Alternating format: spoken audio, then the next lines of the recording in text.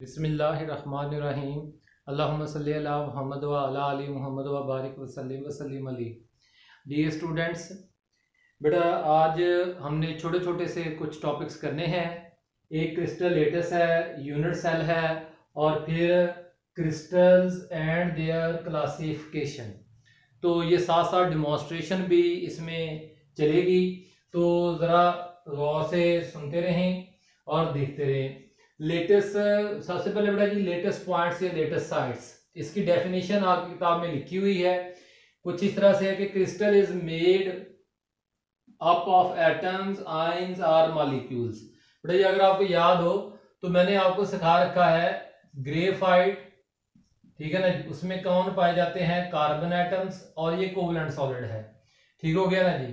फिर सोडियम या चले आप सक्रोज ले लें, ठीक हो गया ना जी। सक्रोज के अंदर क्या पाए जाते हैं? सक्रोज के molecule C12, H22, O11 molecules पाए जाते हैं। और जब को यहाँ पे फोर्स ऑफ अट्रैक्शन कौन है? हाइड्रोजन बॉन्डिंग है। और फिर इसी तरह से जो है ये मॉलिक्यूलर सॉलिड है, ठीक है। ये एटॉमिक सॉलिड या कोवलेंट सॉलिड हो गया, ये मॉलिक्यूलर सॉलिड हो गया। फिर आपने NaCl जो है उसमें क्या पाए जाते हैं? कटाइंस और अनाइंस पाए जाते हैं, यानी आयंस पाए जाते हैं। फिर हमने मेटल्स में जैसे कॉपर, आयरन वगैरह जो है उसमें cations surrounded by free electrons. तो ये सारे कांस्टेंट पार्टिकल्स हैं, एटम्स, मॉलिक्यूल्स, आयंस और कटाइंस और फ्री, ये कांस्टेंट पार्टिकल्स हैं जो कि क्रिस्टलाइन सॉलिड्स को बनाते हैं, ठीक हो गया ना। अब बात समझ में आ गई आपको। तो एक क्रिस्टल यानी क्रिस्टलाइन सॉलिड यानी क्रिस्टलाइन सब्सटेंस, सॉलिड सब्सटेंस जो है is made of atom, ions और molecules. In crystalline solids these atom ions molecules are located at definite positions in space। ये स्पेस में एक खास पोजीशंस पर पाए जाते हैं। these positions, उस क्रिस्टल लेटस में इन एटम, आयंस, मॉलिक्यूल्स की जो पोजीशन है उस पोजीशन को क्या कहते हैं? लेटेस्ट पॉइंट्स और लेटेस्ट साइट्स, ठीक हो गया ना जी। तो the arrangement of the points in a crystal is also called crystal lattice और space lattice। क्रिस्टल लेटस का दूसरा नाम क्या है? दूसरा नाम क्या है?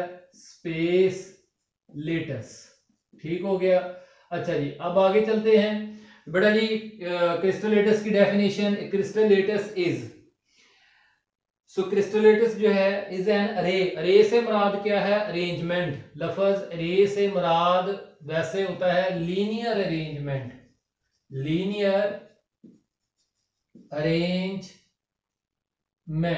ठीक हो गया नहीं। Linear arrangement of linear array of points यानी crystal points representing atom, ions, molecules of a crystal arranged at different sites in 3 dimensional space. In 3 dimensional space, ये किसकी डेफिनेशन बन गई? क्रिस्टल लेटस की। बेटा जी मैं ना आपको थोड़ी सी डायग्राम जो वो बनानी ये सिखा देता हूं जो साथ बनी हुई है, ठीक है ना जी। तो उसको देखें कि एक ना बड़ा क्यूब बना लें। बड़ा क्यूब बनाने का ये तरीकाकार है, हमने वही फिगर्स बनानी है जो हमारी किताब में है, उन्हीं को हमें बस बनाना आना चाहिए। तो ये जरूरी नहीं है, बस मैं सिर्फ समझा रहा हूं। अगर किसी के जो है ना वो कोई दर्द उठेगा नहीं, ये भी बनानी चाहिए। तो भाई अगर वो किसी का दर्द उठ रहा है तो वो इस तरह से बना लें। तो जरा देख लें कि ये आपके सामने एक क्यूब बन गया है। एक क्यूब के 8 कॉर्नर्स हैं, 1 2 3 4, 1 2 3 4, 4 टॉप वाले 4 बॉटम वाले, ये हो गए कॉर्नर जिन्हें हम वर्टिसेस कहते हैं। फिर ये लेंथ्स हैं, 4 लेंथ ऊपर से नीचे को आ रही हैं, 4 लेंथ इधर मौजूद है टॉप में, 4 नीचे मौजूद है, तो 12 लेंथ्स मौजूद हैं, ठीक हो गया ना जी। और 6 फेसेस हैं, लेफ्ट वाला, राइट वाला, बैक वाला, फ्रंट वाला और टॉप वाला और बॉटम वाला, इस तरह से। तो अब ये काम करने के बाद आप इसको ये देखें कि इसके ना जो ये लेटेस्ट पॉइंट्स हमने लगा दिए वर्टिसेस पे, पहले कहां पे लगा दिए? वर्टिसेस पे, ठीक हो गया ना जी। अब उसके बाद टॉप वाला जो फेस है उसके सेंटर में हमने क्या कर देने हैं? टॉप वाले में सेंटर में, हर लेंथ के सेंटर में हमने जो है वो लगा देने हैं और इनको डॉटेड लाइन से, इनको इस तरह से लाइन से मिला दें एक दूसरे से, जहां पे मिले वहां पे भी एक पॉइंट लगा दीजिएगा। ठीक हो गया। फिर इसी तरह से नीचे वाले में आ जाए, ये सेंटर पॉइंट हो गया, ये सेंट्रल पॉइंट हो गया, फिर ये सेंट्रल पॉइंट हो गया, और फिर इसी तरह से ये सेंट्रल पॉइंट हो गया। आपने इस लेंथ का सेंट्रल पॉइंट देखना होता है, इस लेंथ का सेंट्रल पॉइंट, इनको फिर आपस में मिला लें इस तरह से। अब इस तरह से मिलाने से आपके पास जो है वो ये आ गया। अब रह गई है वो लेंथ जो कि ऊपर से नीचे को आ रही है, 4 है। तो पहले ये देखना, इतनी बड़ी लेंथ है तो तकरीबन यहाँ पे सेंटर बनता है, फिर इतनी बड़ी लेंथ है तो तकरीबन यहाँ पे जो है वो इसका वो सेंट्रल पॉइंट बनता है। इसी तरह से इसका यहाँ पे तकरीबन सेंट्रल पॉइंट बनता है और इसका यहाँ पे सेंट्रल पॉइंट बनता है। इनको भी आपस में मिला दें। पहले मैंने टॉप वाले करे, फिर बॉटम वाले किए, फिर सेंटर में जो एंजल्स थी उनको मिला दिए। ठीक हो गया ना जी। अब हमारे पास ये जो लाइंस हुई हैं इसके भी सेंटर में ऐसे काम कर लें। लो जी, इनको भी आपस में मिला दें इस तरह से। अब ऊपर वाले को नीचे वाले से मिलाते जाएं। ये देखें, पहले मैंने राइट से शुरू किया है, ये मिला दिया। ये बैक वाला है, बैक वाले को बैक वाले के साथ, ठीक हो गया नहीं, फ्रंट वाले को फ्रंट वाले के साथ, और लेफ्ट वालों को लेफ्ट वालों के साथ इस तरह से मिलाएंगे। और ये जो सेंटर में है इसको सेंटर वालों के साथ। तो इस तरह से आपने एक क्यूब के कितने क्यूब्स बना दिए, गौर से देखें। एक ये वाला, 1 2 3 4, 4 क्यूब ऊपर है, 4 क्यूब नीचे। आपने 8, एक क्यूब के अंदर 8 छोटे क्यूब्स बना दिए हैं। इन 8 छोटे क्यूब्स को क्या कहते हैं? तो बड़ा जी, बड़े क्यूब को हमने 8 छोटे छोटे हिस्सों में तकसीम कर, वो भी क्यूब्स ही हैं। ठीक हो गया ना जी। तो वो जो छोटे क्यूब्स हैं जो कि बड़े क्रिस्टल का हिस्सा है उन्हें हम कहते हैं यूनिट सेल। इसका मतलब यूनिट सेल्स अपने आप को रिपीट करके एक बड़ा क्रिस्टल लेटिस बनाते हैं। आपकी किताब की फिगर में, फिगर 4.13 में जो है अगर आप देखें तो 6 ऊपर है, 6 सेंटर में है और 6 नीचे हैं। तो 18 क्यूब यूनिट सेल जो है वो एक क्रिस्टल लेटिस को बना रहे हैं और हर पॉइंट एक क्रिस्टल पॉइंट ये क्रिस्टल लेटिस को रिप्रेजेंट कर रहा है। अब बेटा जी अगली फिगर, अगले टॉपिक में चलते हैं, यूनिट सेल। बेटा जी जरा देखते जाएं कि क्या होने लगा है। एक आपको बड़ी ही दिलचस्प किस्म की चीज नजर आएगी, तो बहुत ही आसान है। तो जरा देखें, ये मैंने एक यहां पे पहले एक यूनिट सेल बनाया है।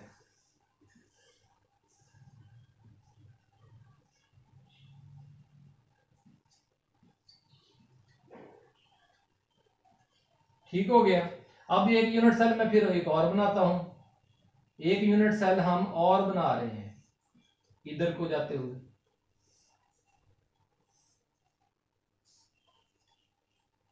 थोड़ा सा लंबा करना पड़ेगा इसको। अब चलिए, तो ये इस तरह से, ठीक है, 2 यूनिट सेल हो गए एक्स एक्सिस डायरेक्शन में।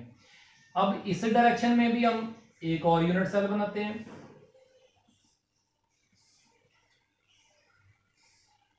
ये वाई एक्सिस में बढ़ रहा है। अब वाई एक्सिस में कितने हो गए? 3 हो गए। ठीक हो गई। 3 यूनिट सेल्स मिलकर देखेंगे कि वो क्या करते हैं। अगर हमने ये 4 हो गए, ठीक हो गए। अब जी डायरेक्शन में एक बनाते हैं। ठीक हो गया ना जी।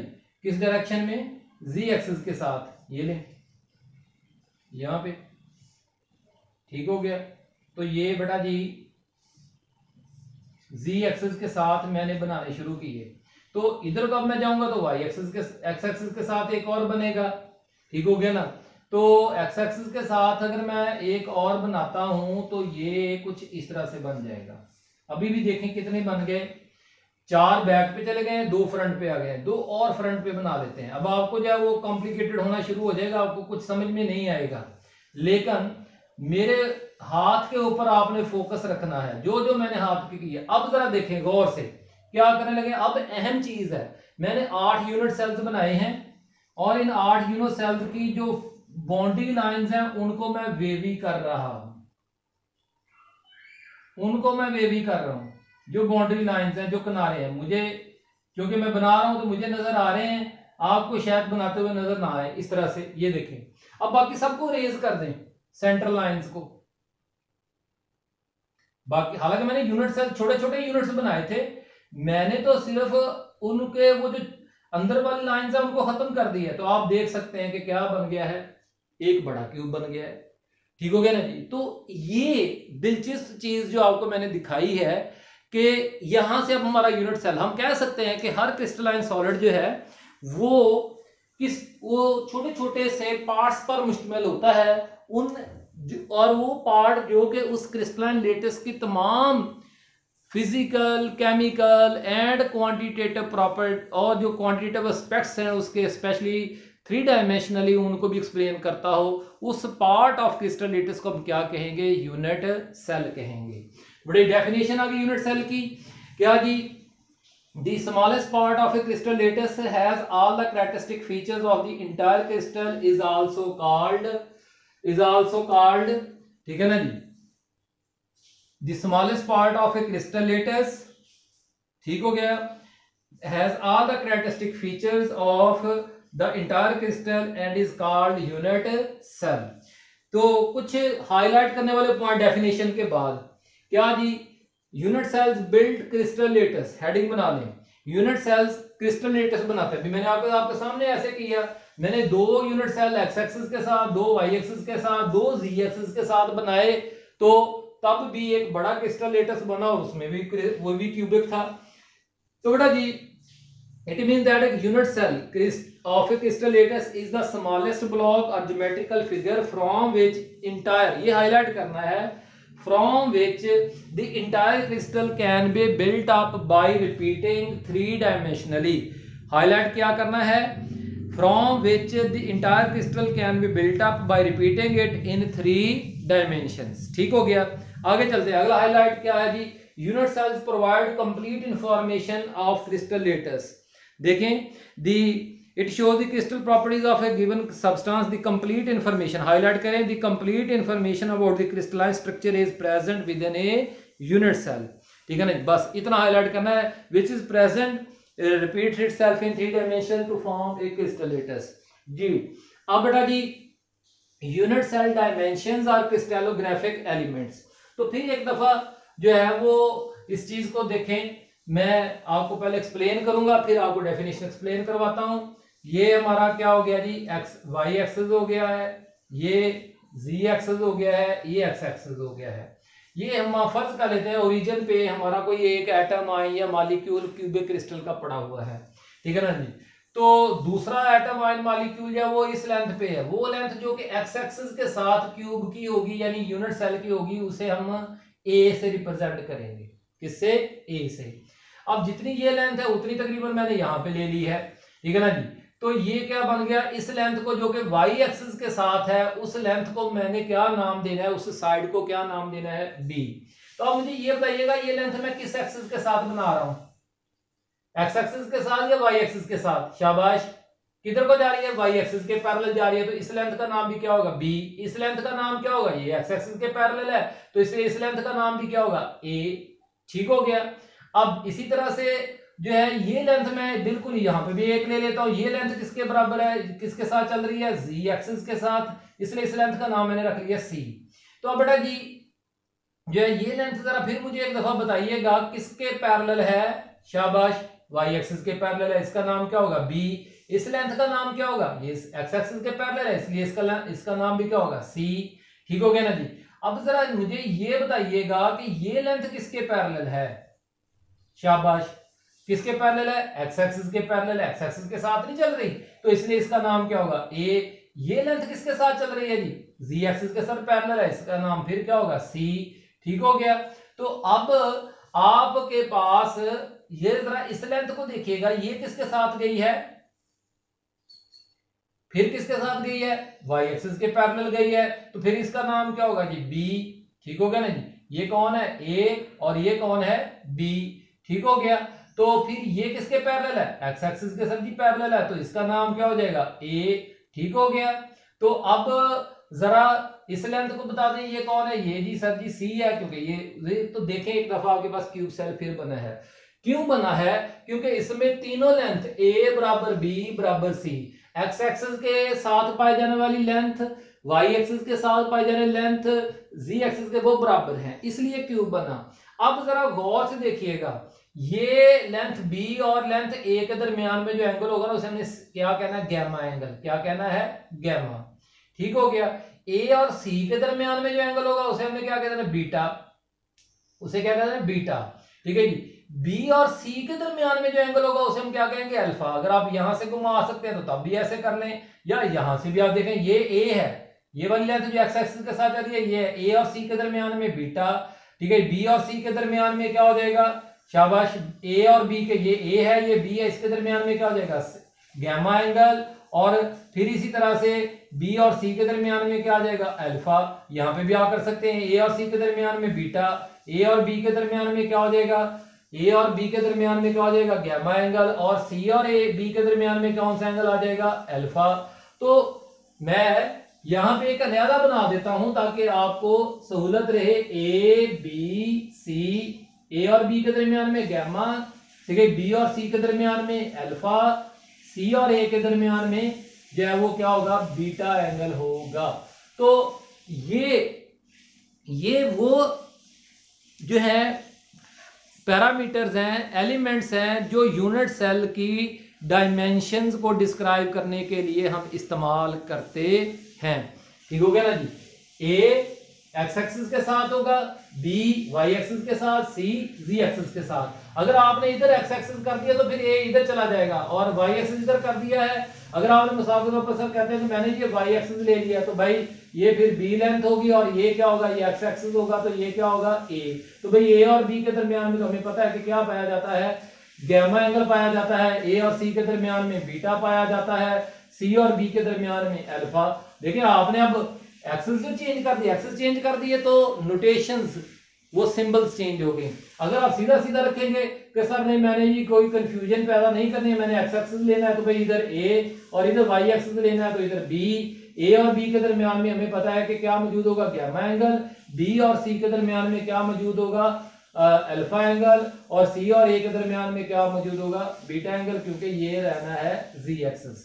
तो ए बी सी जो है वो किस पे डिपेंड करती हैं, एक्स एक्सिस, वाई एक्सिस और जी एक्सिस आपने कौन से लिए हैं स्पेस में, 3 डायमेंशंस में।